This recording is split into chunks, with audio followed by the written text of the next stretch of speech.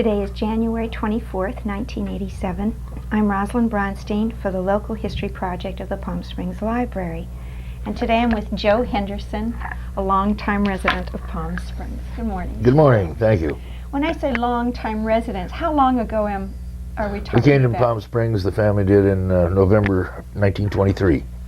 What brought your family here? Came down for my dad's health, and he recuperated pretty well, and we just stayed. We've been here ever since.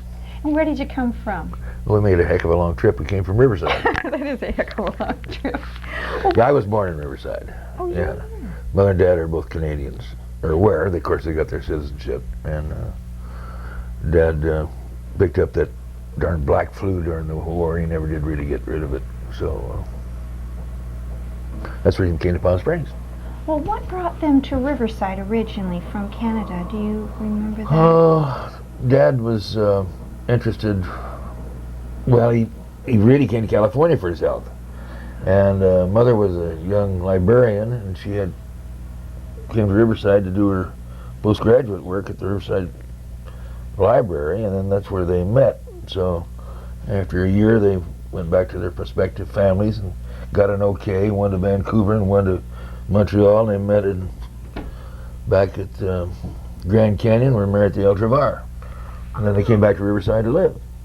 What was your dad doing then in Riverside? Well, he was secretary of the Victoria Country Club. Oh. He ran that for secretary and treasurer, ran that there till we came down here prior to the war, and then during the war when he came back. And in those days the greens were oil greens, no grass. So Victoria Country Club has come a long way. Oh, then when we moved down here, we came down in old Oakland, old touring car. It was about a two hour and a half trip, and came through the old Jackrabbit Trail, which went down in through Moreno Valley. And we just started in living down here, that's all. When you say he was in the Army, was he in the Canadian Army? Canadian Army, yeah. Mm-hmm. Oh, so then this is where he got the Right. flu. When, so you were really very young when you came to Palm Springs. Yeah, 6 years old. 6 years old. Right. And I went to school with Catherine Finchy and about 30 other kids, all of us kids in one or two rooms for 8 grades. And from there we went to Banning on a bus. We used to leave here about 5:30, 6 o'clock in the morning, so we'd be there in time, Oh, my. You'd go real good speeds up the hill, come down pretty good, but 15, 18, 20 miles an hour up the hill. Against the wind. Now, in terms of going to school, so what grade? You started right in first grade then. I had gone 1 year in Riverside. But so all the rest of your schooling really was either here in Palm Springs or in Banning. Right. Okay. Which teachers do you remember there besides, you just mentioned Miss Finchy, of course. Gosh, it was Florence Newberry. I guess that was about the only other one I had. Maybe it was one other. It's funny, Miss Newberry's name comes up quite often. Right. Everyone seems to remember her so well. Yeah, they didn't teach you much in the way of memory.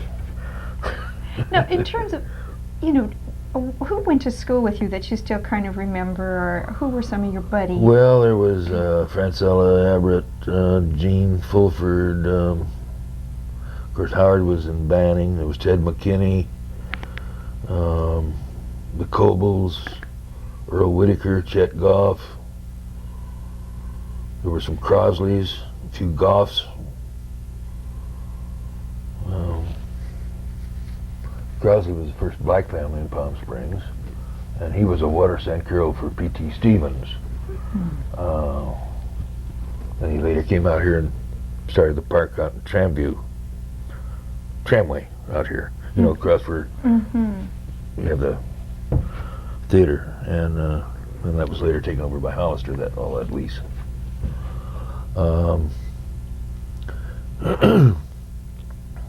What else you want to know?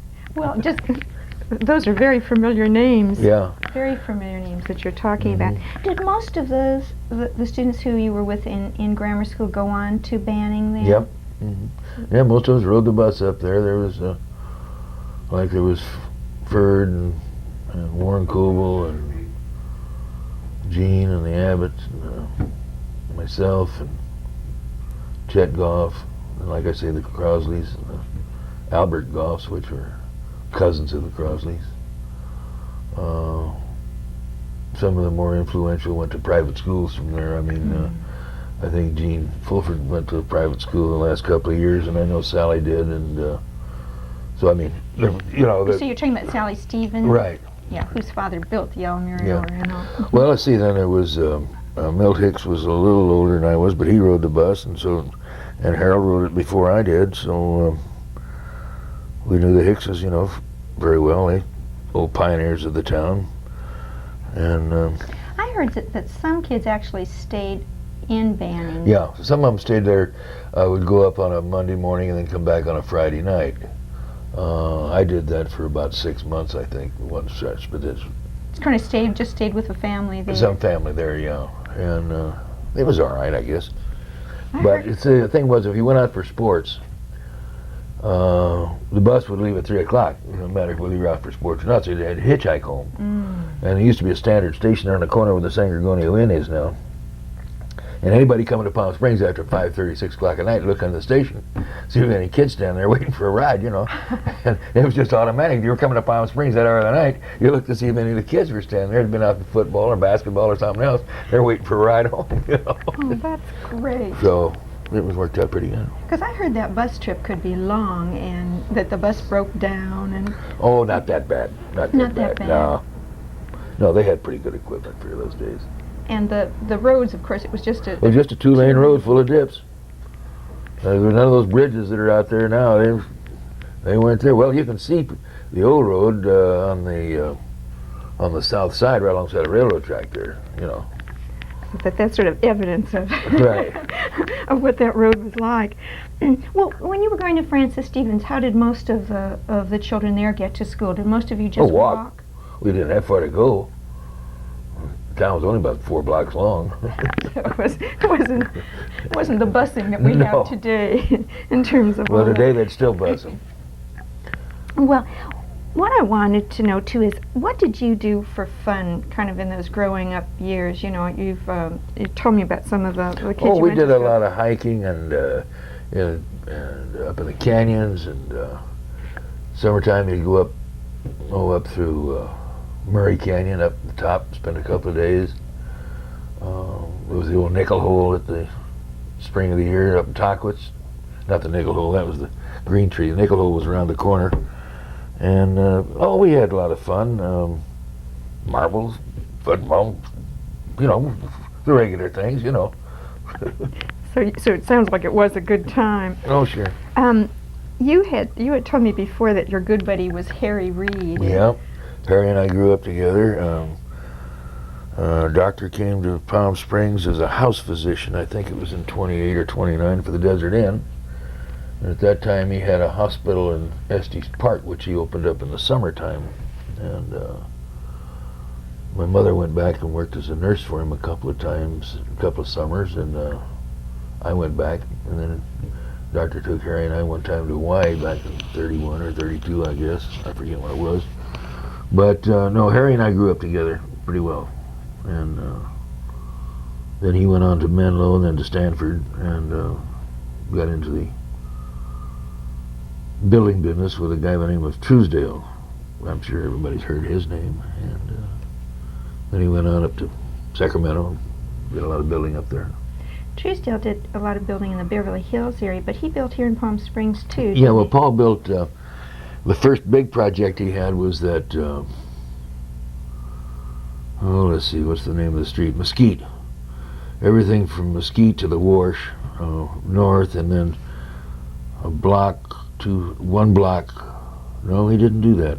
Everything on his side of the Wash was north, and San Lorenzo and Riverside Drive, South Riverside Drive. He built all those houses in there. I think originally they were even called the Truesdale Tract, wasn't it? Yeah, sure. Then the two houses on the corner of the two apartments on the corner of Farrell and McCallum. I don't know how the Indians, they call it Tockwitz McCallum or Tockwitz or whatever. They keep changing their name. But anyway, that's it right there on the corner of Farrell. Those were he built those. But he was a big builder all over Southern California. But those are the main jobs I remember. And he built a big home in Smoke Tree Ranch too. Now, But Harry Reid ended up moving back to Palm Springs, Yes. didn't In the real estate business. I thought. As a child in growing up, one of the things that I've heard a great deal about is that big flood of 1928. What do you 28, remember? yeah. What do you remember about that? Well, at the time we were living in the old schoolhouse, which is on the corner of Motto and Indian Avenue. It's not there anymore, of course. It was later Murray's Market when they tore it down. And we never left the house for 2 days. The water's coming right down, right down Indian Avenue. And it was a wash. It was all the way around the house, you know, the building. And it came on down and cut across the reservation, about Andreas, and then it tied in where Barristo, the water was coming down Barristo. And the McKinneys had a nursery right there on the corner of Barristo, which, and Palm Canyon, which washed out pretty good. Later, that's where the Del Taquitz was built. Old Lady Lips. And Carl and Edith Licken had a house right behind that. But that was later, so they were all right. But the flood, it was really quite interesting. I mean, you could see see a lot of real estate changing hands. The old Miller Supply, which was owned by, at that time, I think it was Ted Fulford and Earl Gilmore, and which was Gilmore Oil Company and somebody else. Half of that Miller Supply wound up in Coachella, man. I mean, it just went right down the wash, you know. Someone said something too about it came through Francis Stevens School that there was. Oh yeah, there's 3 or 4 cars buried out there in the playgrounds. I mean, they just undercut them and buried them. They just stayed there. That's all. And did that cut off? You know, pretty much cut the town off too in terms of. Yeah, there wasn't. We didn't get any fresh milk or butter or eggs or any of that kind of stuff for about 4 or 5 days. Then a guy by the name of Sampson brought a wagon in from Garnett across there with stuff. He was the first one in here. And old man Connell and Bosworth had the local grocery stores, and they had it and they passed it out. Well, talking about grocery stores, when your family first got here, were those grocery stores already here in 1923? Was your mother able to get groceries there? There was a Hatchett's Market, which is, now whether it was in business or not, I can't remember, which is Viola's family. Was Viola over, Ortner. Yeah, no, it's not Ortner. It's Viola Ortner. What's her last name? I forgot. That's right. Anyway. Her married name, that's right. Then there's Elmo Purnell, and no, that's later. I think old man Connell had the first store, and that was where Geyer is now. And then that later changed into a Safeway. And Charlie Bosworth had the second store. He may have been first, and half of Carl Licken's store. And I remember when O'Connell burned out, one of the greatest things you ever saw in your life. Old Charlie Bosworth said, "Okay, just work out of my inventory if you can remember what's owed you fine," because the store burned, just gutted completely, you know. And here's a guy, 2 competitors in town. He says, "Just work out of my inventory. It's all yours." Oh my. You know, I mean, those are things you don't see today. No. Can you see Alpha Bay and Vaughn's doing a thing like that? No, not hardly. Well, I had heard that The day of a handshake is long gone. well, those were the good old days in Sure. terms of that. I understood there was someone who came down from the Pass area too and brought. Oh, Pop Gunn. Yeah, old Pop Gunn, he had a vegetable wagon. He used to come in there twice a week. And was that from the Pass area that he? Well, he'd pick it up there somewhere, I don't know, you know, and bring it down, fresh vegetables, and he had certain stops, you know what I mean? People would come out and buy stuff off the wagon. So this is even when Bosworth was already in sure, business yeah, and right. everything, and people still did that. Well, talking about that, you know, I didn't really ask you where you first lived when your family came here. Well, we were, for about a month or 2 months, we lived in a little shack over there where the south of the tennis club, and the irrigation ditch that came down through there from Taquitz, we'd have to go down there and get water, and there weren't too many facilities, I might add. But then we moved from there to this old schoolhouse I was talking about. And tell us again, where was that schoolhouse? On Amato and Indian Avenue, right across the street from Plaza Motors. Oh, yes. That's where that Chinese restaurant is now. And before that, it was Murray's Market. One of our councilmen once had a grocery store in there. Jerry Nathanson had a grocery store there for a while before Gladys Murray took it over. That's a long time ago. That is a long time. I remember that. And then you said after that your family moved again to Yeah, then we moved over onto Baristo. No, not Baristo. And Andreas Arenas. And what's the first street to the side of Palm Canyon? Indian? No, Or the other way. The other way. Parallel. Anyway, we lived on that corner. It was a duplex owned by Archie Coffin. Had a shoe store in Riverside, and our next door neighbors were John and Priscilla Chafee, who started the Limelight.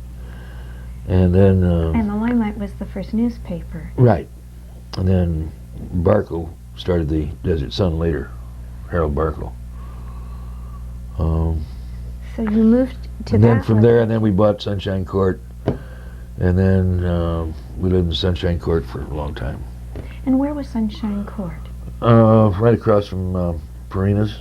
There was a 300 block. There's a Union Station on the corner, and then they built a bunch of stuff in there now, but it was just wooden framed little shacks. First City Hall was in there. They rented from us. Oh, really? Yeah. Right in there. Right there. Well, you know where the old telephone company building is, the big concrete. Well, it was Yeah. the first City Hall was just a small little building in there. 19.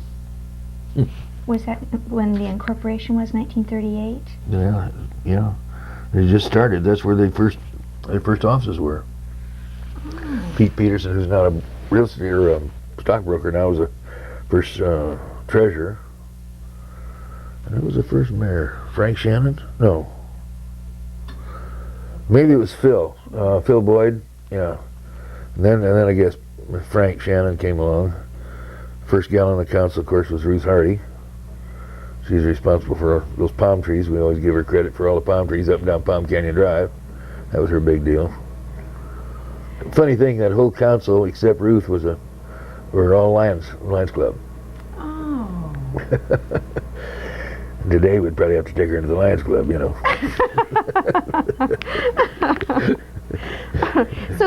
But of course, with you growing up, you were right there by the City Hall, and so you really were aware of everything. that Oh, was sure. happening. Well, Mother was very instrumental in the incorporation, worked very hard on it. And several other people in town, of course. But I mean, she was very instrumental in getting voters and working on the paperwork that it takes to get incorporated, you know. Were most people for the incorporation? Do you remember? Did it? It seems to me that there was very little opposition.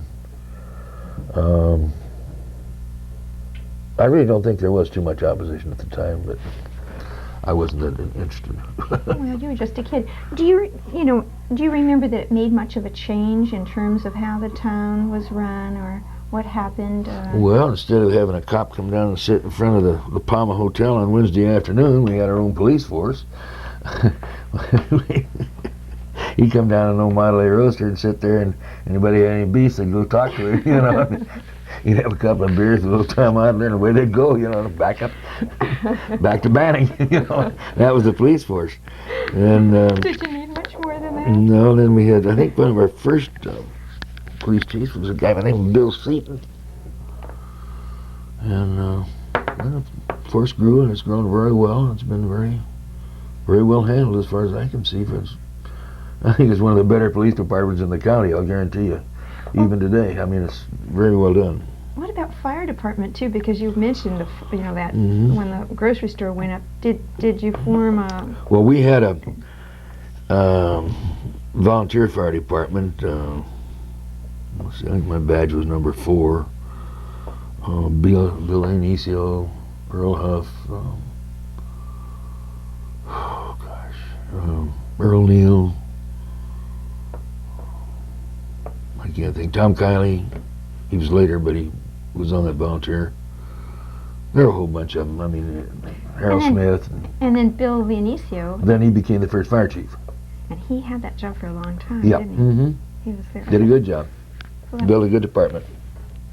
And so I'm just trying to think of other city kinds of things that might have been changed. The library, was there the difference there? Did that come under the... Well, I've never been an astute librarian. I wouldn't, they could build libraries and come and go, and I wouldn't get inside ordinarily. Nah. Now, Joe, we need to know other things too. But it was really the fire department and the police department that you really saw the biggest difference. That's right. Yeah. Well, then of course, they started getting some curbing and some sidewalks, and people beefing about whether we should have street lights or whether we shouldn't, and whether we should light up the corners. And then they had to tear down some people's walls that came out to around the corners because of blind side, and we still got that problem. But those are things about growing up in cities. Well, it sounds like you just talked about your mother, who was really working on the incorporation, and we haven't talked much about her. And yet I've read about her, the contribution she made. She was a trained nurse. All right, and she got her training in Toronto and came out here. And of course, when Dad was sick and I was a kid, somebody had to feed us, so she went to work. But she was very instrumental in welfare and friendly aid and this kind of thing, and did an awful lot of free work, but which is fine. And but she did work for Dr. Reed when he opened his little hospital up here, and then she'd go to Estes Park went there for 2 summers and worked. And then by that time, Dad was beginning to get his legs under him again, so he was working. So we had she did private work. In one of the articles, I read something about that she ran the Sunshine Sanitarium. Was that? Well, somebody, the name of our place was Sunshine Court, and I'm sure somebody misconstrued the effort. Indeed. Yeah, because there was no sanitarium to it. I mean, it was strictly a rental vacation type of thing. So. One of the things, too, that I had read is that during the Depression, there was sort of a shanty town here in Palm Springs. Well, like in every town there was, yeah. And that she went out and just started working with the people there. If there was any problem, any kids being born or anything, she'd go out and, what do you call it, wet nurse them or whatever it is, and help them along, get them started, and get some money out of the county or something to feed them. And I know many times she dug in her own pocket, too. But, she was quite a woman. And the article I read said that she called on Mrs. Kaufman at one point and told her about the need, and that... Oh, sure, and Nellie Kaufman wouldn't back off from anybody. She just said, go get it, Harriet. We'll take care of it, She was a fine woman. I mean, she did a lot of charitable things that people never heard about. She was not one to put herself in the forefront just to get, publicity, because she didn't need it, and she didn't want it. She just wanted to do good. So as far as Nellie Kaufman's concerned, she was a fine woman. I remember her very well. But it just sounded so special that your mother could go to her. Oh, well, sure. Well, mother could go to anybody. And get that kind of help. She was that kind of a person. Had she also worked with some of the Indians here in town? You had told me, too, they'd gone out kind of as a volunteer. Right. If they needed some help along that line, you know what I mean, where professional help was needed, why, well, they just give her a call, away she go. In 1923, when you came here, was there a doctor here already? Dr. Coker, I believe, was the first doctor here, J.J. Coker. And he had the drugstore, and then he later had the real estate. Then he later backed Herb Sampson in the insurance business, who later sold out to Toby Curtis, who later took on Tom Kiley, who now they still have the same, still call it Curtis Kiley, but that's the process of that corporation, and so they still call him the oldest real estate firm in Palm Springs. I mean insurance, excuse me, Tom. Well, so that when she came in 23, Dr. Coker was here, but really your mother was, in terms of medical assistance, really an important Oh, sure, he would call on her to help, person to be helping. You had said, too, that she was very active in the community church. She was active in it, but Dad was more active. Dad was active, he was secretary and treasurer for 25 years. Oh. And when the church, it was already formed when you came to town? Yeah, well, it was a Presbyterian franchise, actually. And there was a guy by the name of McCallum, I think it was. was the preacher, and it was right on the corner where the Carnell building is. And back of that was the little building that was our library. Then when that was sold in 35 or 6 to the Carnells, then the church was built over on Baristo. And then when they outgrew that, they went across the street and built another one. And then I don't know what happened. Were there enough members? Was there a full-time minister as you Oh yeah, thought? sure. Mm-hmm. Right from the beginning. Right. We got some help out of the Riverside Presbytery, but then the Episcopalians pulled out, and then they built their church up in the north end of town. And but we still, it progressed, and then they got into a fight with a Presbyterian on the land and who owned what, and so. Mm-hmm. Yeah, that came much later. Right. So I don't know what happened there. I kind of, in terms of their social life, your parents' social life, did a lot of it center around the church then, in terms of? Basically, yes. Mm-hmm. Who were some of the other families that you remember that? Oh, Jack and Helen Williams and Carl and Edith Licken and Lawrence and Lorette Hanson. They were their primary friends.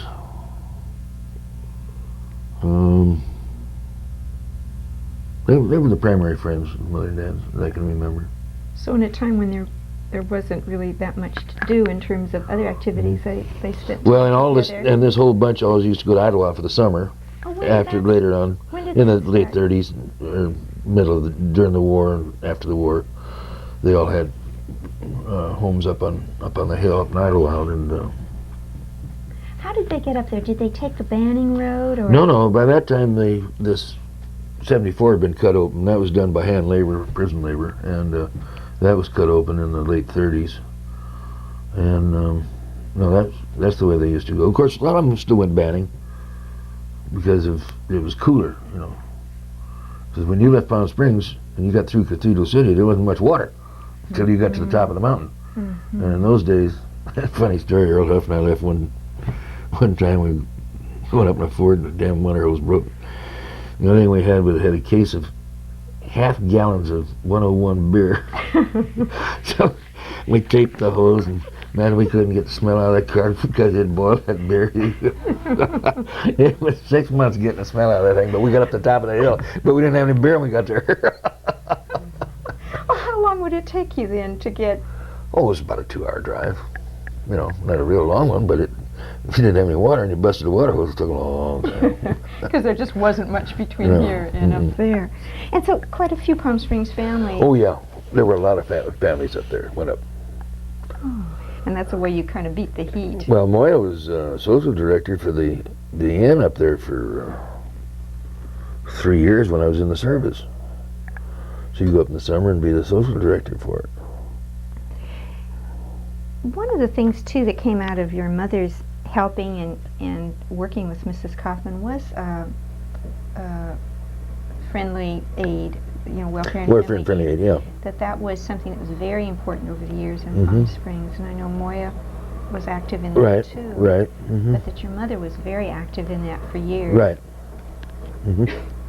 Do you remember anything about that in terms of what some of the things? Not particularly, really. I mean, I know they'd come to the door if they were hungry or something, and or needed gas or something. And instead of some of them wanted to buy some booze or something else, and Mother'd say, "Well, if you need gas, let's go to the gas station." So she'd put the gas in the car rather than give them the money, And she always had a ruler. In those days, it was just straight into the tank. She just stick the ruler down in the tank and said they didn't have any gas, and it was half full. She says, "Well, you can get on to the next town. So long," So she really was sort of administering at the Oh yeah, for several years. What needed to Yeah, be for done. several years, yeah. Okay. I wanted to talk with you a bit about. We had talked about that some things were actually grown in town. That you recollect that. Well, yeah, for in the early 20s, some Japanese had a asparagus patch out there where the old Howard Manor was, and the flood of 28 that took care of that. And then in the early 1890s, a lot of grapes, figs, all that stuff, which were up where the tennis club area is now. And that's when the water was brought down out of Tockless to irrigate it. Then later on, the Whitewater, no, not Whitewater, Santa Rosa, no, around the corner, Snow Creek. They ran a Snow Creek irrigation system down, and then there were shares of water, and they were used. So I mean, there was plenty of water in the valley for the little bit of agriculture there was, but then it wasn't profitable. So. And when you talk about that, the first sort of, the grapes and things, who do you remember? It was the McCallums. See, I wasn't here. It was before that. Sure. I think it was the McCallums and McManus's family prior to that.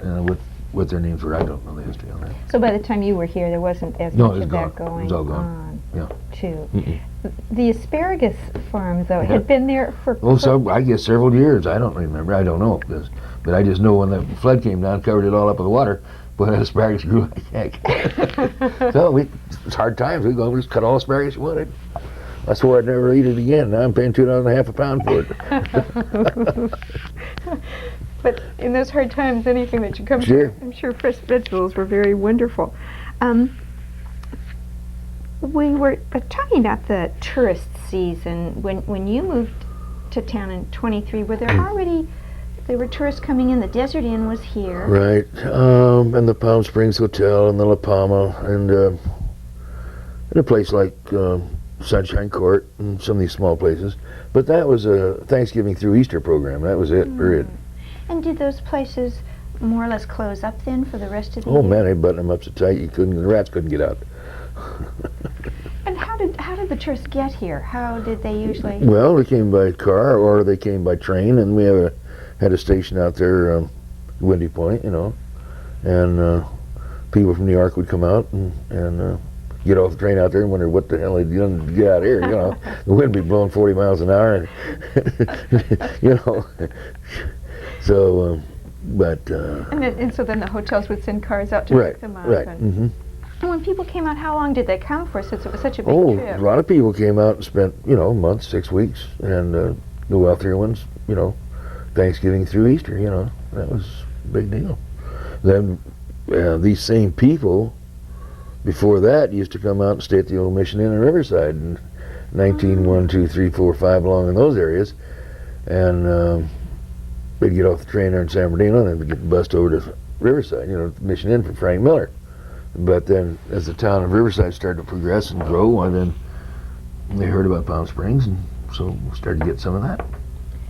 Then in 28, when the El Mirador was built, 26 La Quinta had been built, then we started getting some little more prestigious type of spenders and more weekend stuff out of Los Angeles, 3 or 4 day stuff, And in those days we had some full-blown gambling, and some guys wanted to spend some money. We had the Dunes Club, we had the Cove, we had the 139 Club, and that's full-blown gambling. It was craps and roulette. Yeah. Okay. Joe, I wanted to talk a little bit about the El Mirador. Mm-hmm. You were only about 10 years old when it opened. Do you remember Oh, sure. the time that it opened? Mm-hmm. It was a big deal. I mean, we'd go up there and see those beautiful cars coming in, and Harry and I'd go up there, and of course, Doctor was splitting. By this time, he was splitting his time, with the two hotels. So Harry and I got a chance to go into the swimming pool up there. Man, it was great, And do you think that the building of that hotel really made a change in Palm Springs? Oh, sure did. Because it was It really... expanded the town that way.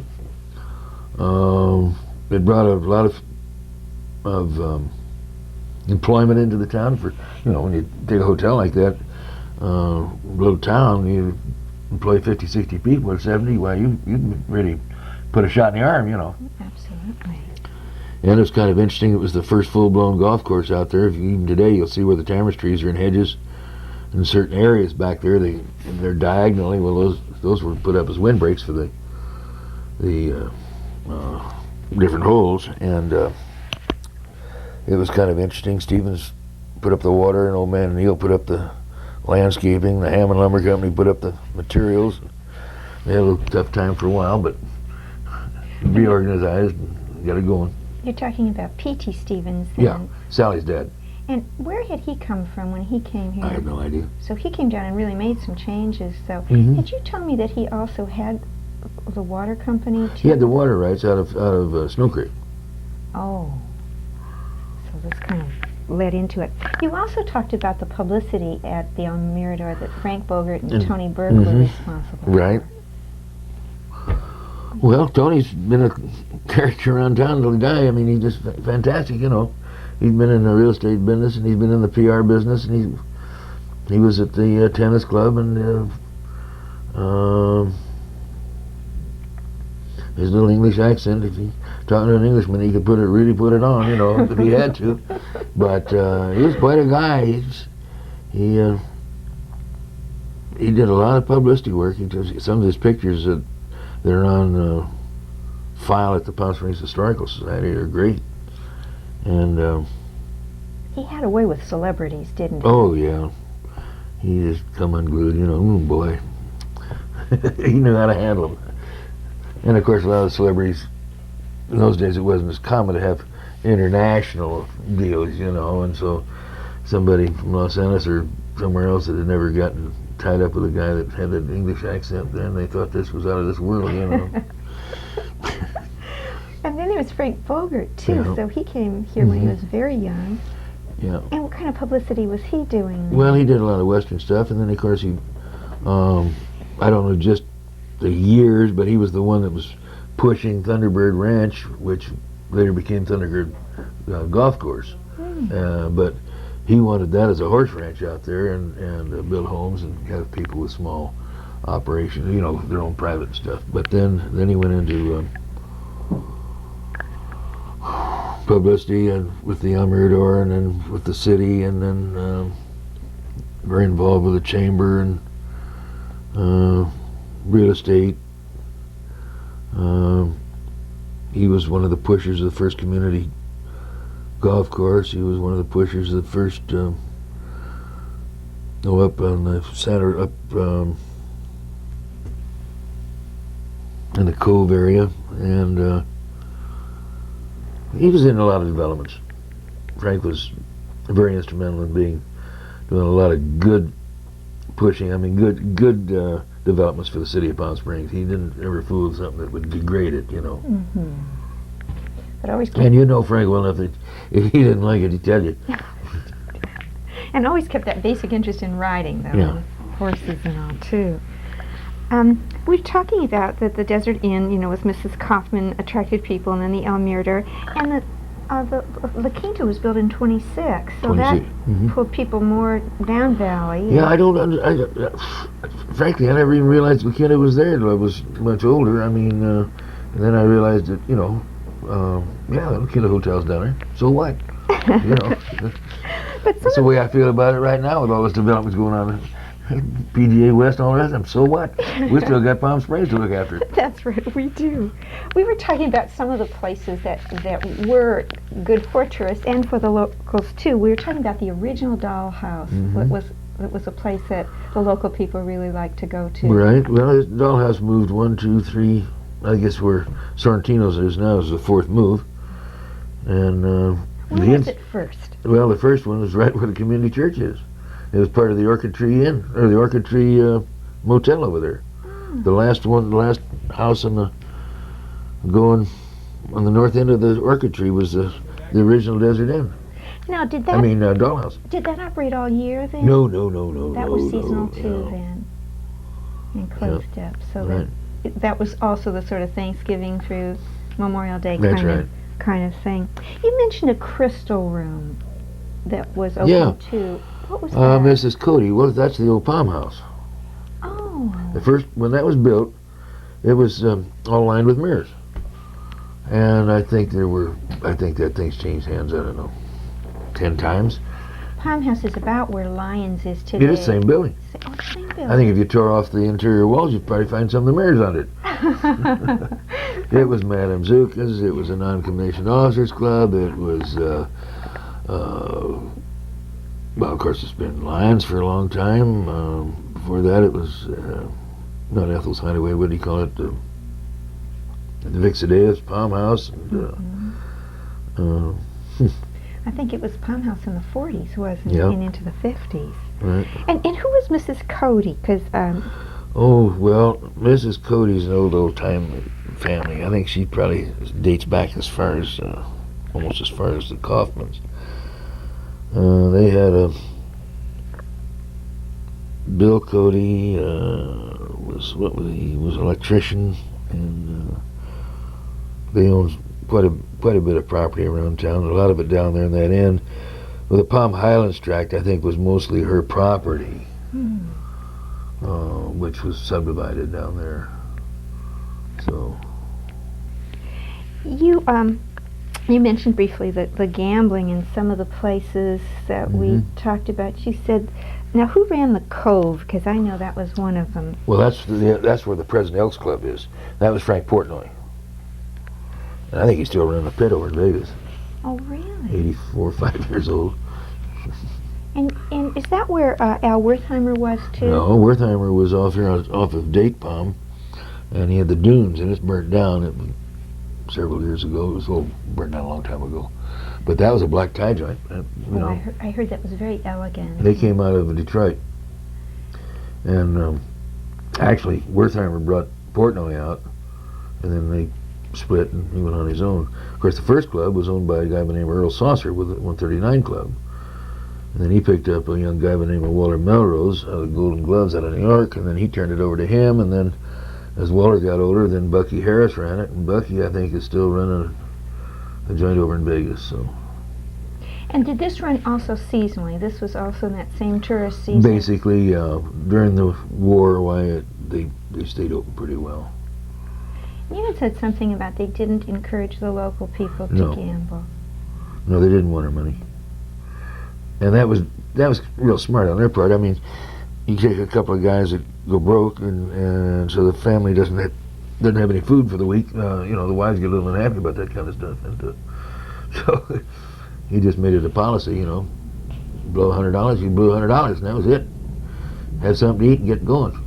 But people did use it in terms of the restaurant and. Oh yeah, going once in a while, there. sure. They would never turn you down, but they made it uncomfortable. If you got out of line or something, they didn't want you. Well, when did this gambling stop in the desert? I think it was around 47, 48, 49, somewhere along in there. So it went quite a long time. It went during the war, and it started in the 30s. And you had said it really brought a lot of money into the town. Oh, sure it did. It's like, that's one of the big deals for the El Mirador Hotel. I mean, people would come down because they wanted to gamble. It was the only gambling in Southern California. Well, something else that brought them down was tennis. Mm-hmm. And you had said that originally the Desert Inn had one court. Right. Yeah, they had one court there, and little May Sutton Bundy was the pro, and her daughter Dodo went along pretty good. She had some interesting customers.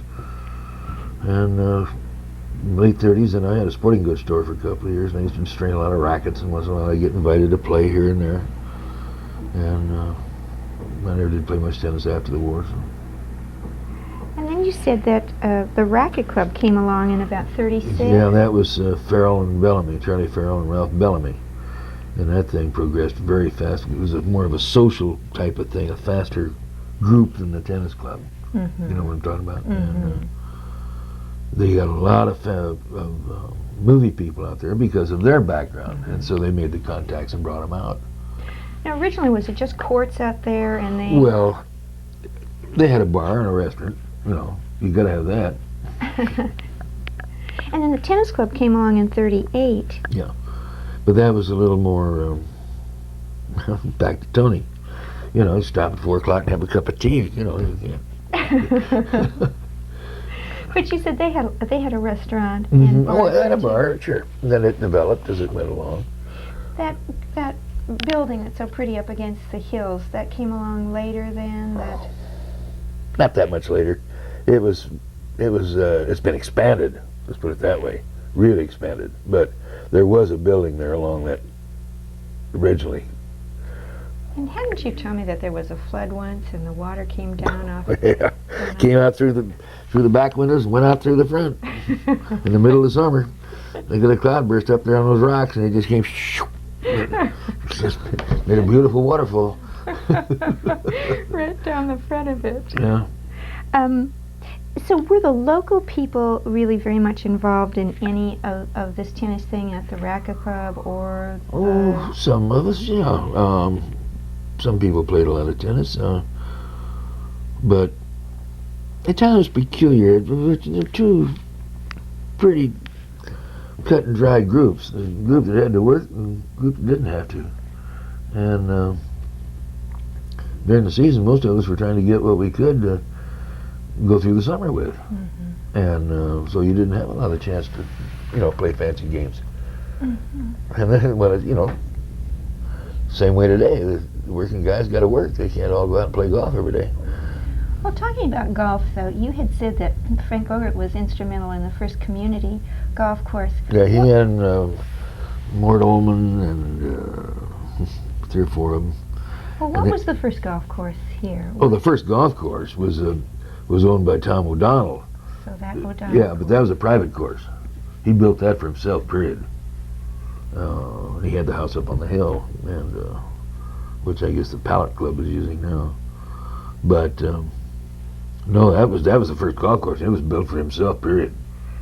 And if he wanted you to play, fine, he would. If he didn't want you to play, he wouldn't.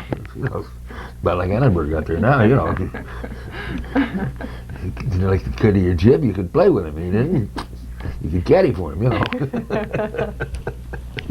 So what was the next golf course that you remember? Well, there was that one that you said P.T. Stevens. Well, yeah, that was built for the Almanor Hotel, but it took a long time to really get going. The one that I'm talking about was in the late '40s, or down, which is now our community golf course, And that development was all those houses that are in there now, Broadmoor and Easmore and all those places in there.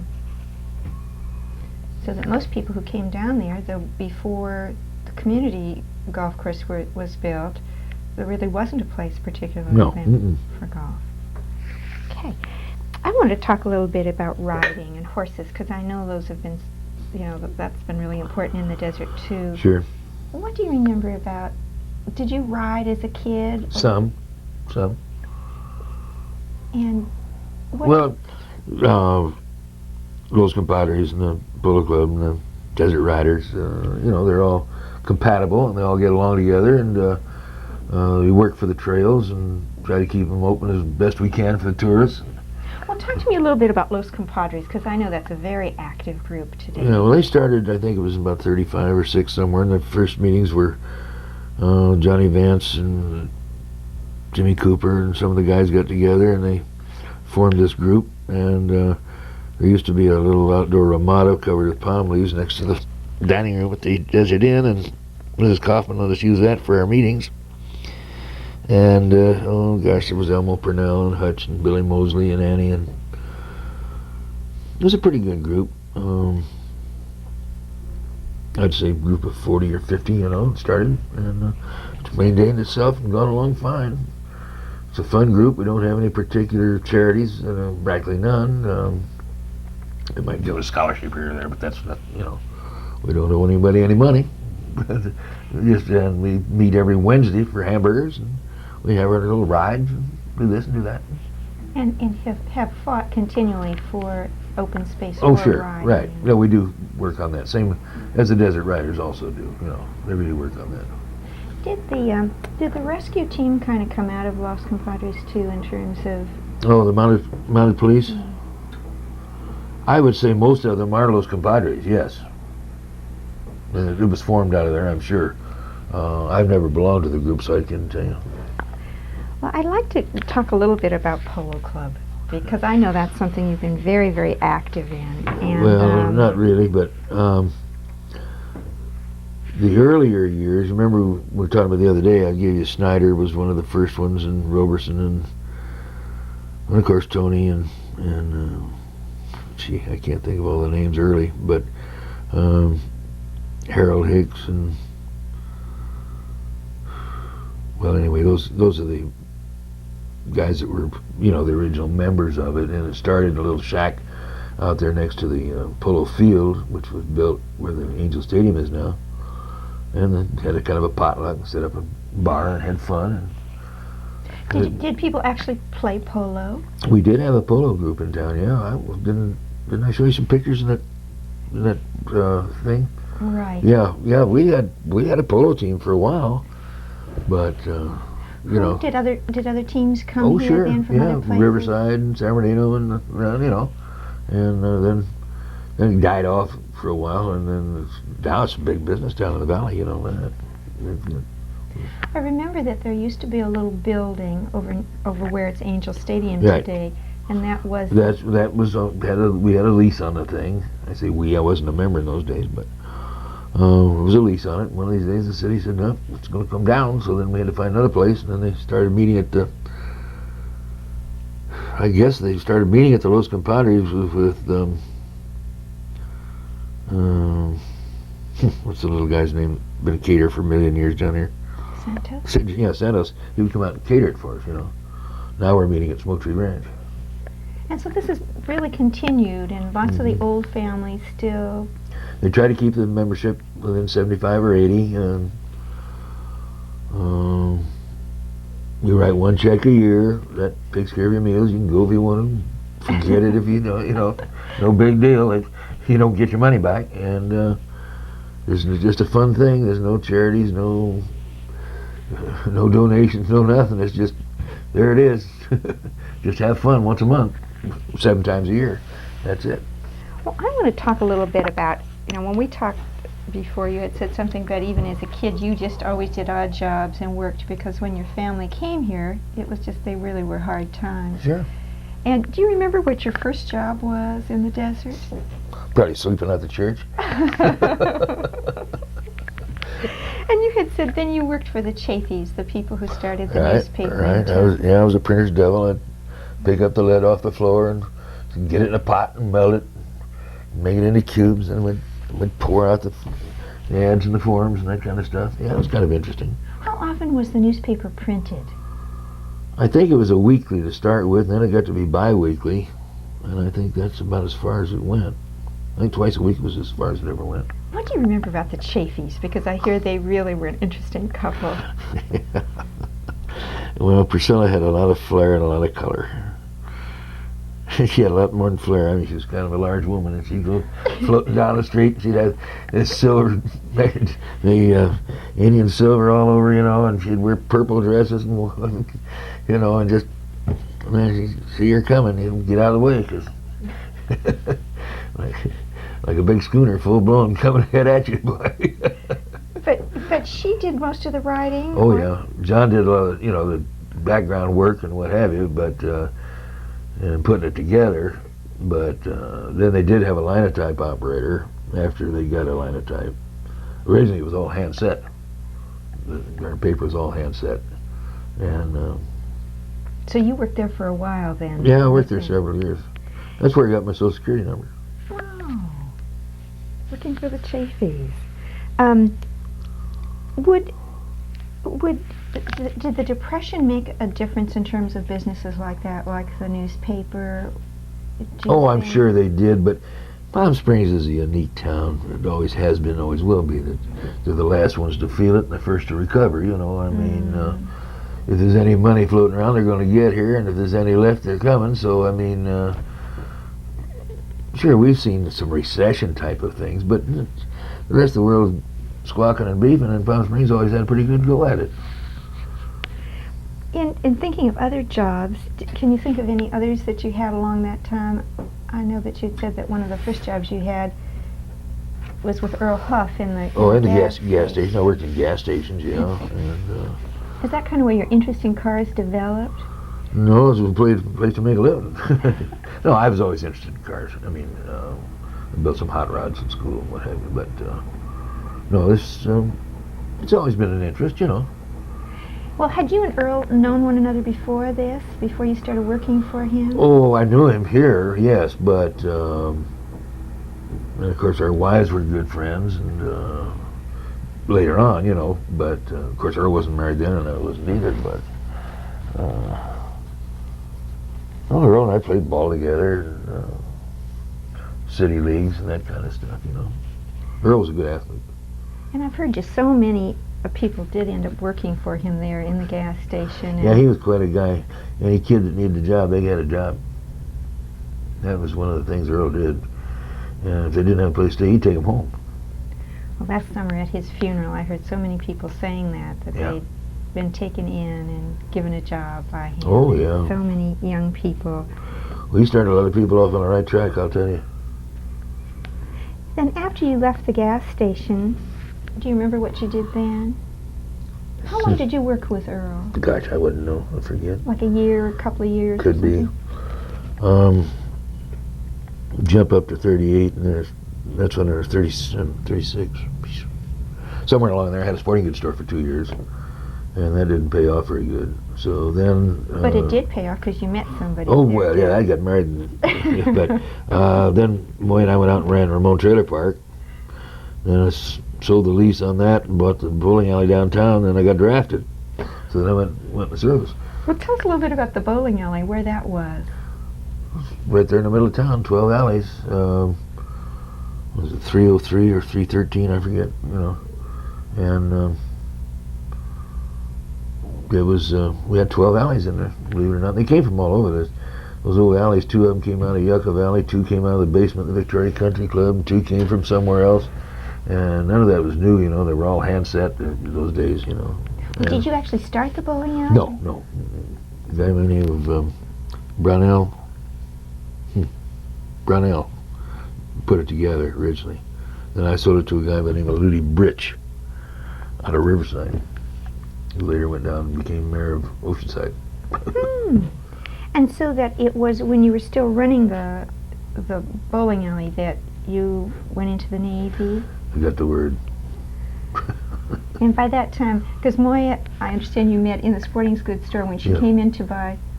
Oh, some letters for the GAA. She was head of the athletic department at the high school, and she bought some letters, and I asked her to go, out. So one thing led to the other. A year later. And is that when she became interested in tennis? Because you said that she took her out to play tennis then. Yeah. And then when you got out of the service, you got out in 46? Yeah, then I went to work for George Roberson running the Buick garage. When you came out of the service, did you notice changes in Palm Springs? Had there Oh, been much sure. change over those war years? Sure. What kinds of things had it kind of... Well, I don't know. You just different people. I mean, 3.5 years or so. Why different people come to town? That's all. Had it grown a lot? Oh, quite a bit. Yeah. Of course, the big growth was in 36. Then the next big growth was in 54, and then the next big growth was in 61. And I mean, it just happened. It took a period. They'd build a whole lot, and they'd have to fill it in and go again. And so you were there at the Desert Inn garage for... About 4 years. Then I had a gas station of my own for a couple of years. Then I went to work for old man Stack at Chevrolet, and then I've been with this outfit 29 years selling Fords. Oh my! Well, that's wonderful. I want to talk a little bit about your work in the community. Coming out of the Navy, you've been involved in the Navy League. Mm-hmm. Has that been pretty much since you? Oh, in the last few years, I've been president of the Navy League. I've been. And is it quite active here in the desert? It's good. It's a good council. Something I think that is very exciting is that you've been a part of the Lions Club for a long time, and you said it started in... It's 50 years old this year. We're going to have our 50th party, 50th year anniversary party in February, or March the 2nd, I think it is. When did you get active in the Lions? Oh, let's see, about 48 years ago. I had to wait a couple of years to get old enough to get in. My dad was a charter member. Let's see, we got how many charters left now? Merrill Crockett's still alive, and Jimmy Cooper's still alive, and Francis Crocker. Those are the only 3 charters that are still in the club. Was Lions the first of the service organizations Oh, sure, here? yeah. So it has the longest history, Joe. Oh, yeah. And it's the strongest club. You also were president of the Retail Merchants A couple of years, yeah. Association. Is that when you had... Let's see, that's when I was in the... I guess that was during the gas station, but in the 50s, early 50s. And Yeah, right in that area. what were some of the things you remember that you were working on in terms of... Well, we used to try to get uniform advertising. We worked like the devil to keep people from papering up their windows in the summertime. We tried to get a free way to bypass the town. The merchants were afraid it was going to kill their business, so we couldn't get that through. Today, they'll bet they wish they did. But one of the big things was to try to get... Oh, and we tried to teach courtesy to a lot of people, you know. You can get awfully irritated at retail customers, you know. That's one of the things we did. We pushed hard was for courtesy and try to keep your sidewalks clean, and because in those days you did it yourself, you didn't get it done. And don't paper up your windows, put a display, and if you're going to close up, put a display in the window, put something behind it, you know, so it didn't look like a disaster area, you know, like everybody was broke or something. And we had a lot of success. Really did. We worked on credit quite a bit. In those days, there were a lot of Mickey Mouse credit deals going along. Credit cards weren't like they are today, you know. There was some fancy ideas, and we worked with the police department on bad checks. People get on the weekends and that kind of thing. Did most of the retail merchants belong? Was it, you know, in those days? Well, in those days, the percentage was a lot better than it is today. A lot of people, you know, today they ride on somebody else's shirt tail. In those days, they had to get together and push. So. I want to hear a little bit about your own family, too, that you and Moya have a wonderful family. Yeah, we got 5 kids. The oldest boy's an attorney, and he's got a good wife who's very instrumental in history of the Ventura County, and she's on the board of supervisors for the county, and matter of fact, she's president. And Joe's got a nice big law office, and he's got 2 fine girls. One graduates this year from Seattle, and the other one graduates next year from Moxie. And the next daughter's got lives in Maui. She's married to a president of Sea Brewer over there. She's got 2 daughters over here on the coast, one in Cal Poly Pomona and another one at Pullman. One at Cal Poly Pomona graduates this year, and they have a son, Sean, who going to Seabury, and he'll be over here probably go to school next year. And let's see, then Hattie just got married a couple of years ago. She's a lieutenant commander in the Navy. She's in Spokane. And Rick, he's got 2 fine kids and a nice wife, and he's got a piece of the action in a cable company in Coeur d'Alene, Idaho. Then our youngest just came home to run the wholesale end of Neil's Nursery. All 3 of Neil's deals. So, active family. And how about your hobbies? I know you're really a wonderful gardener. Well, yeah, I enjoy gardening. I've got a stamp collection. I collect bottles. I collect most anything that's collectible. I got a bean collection. I got an Avon collection. All these things got a catalog value, you know.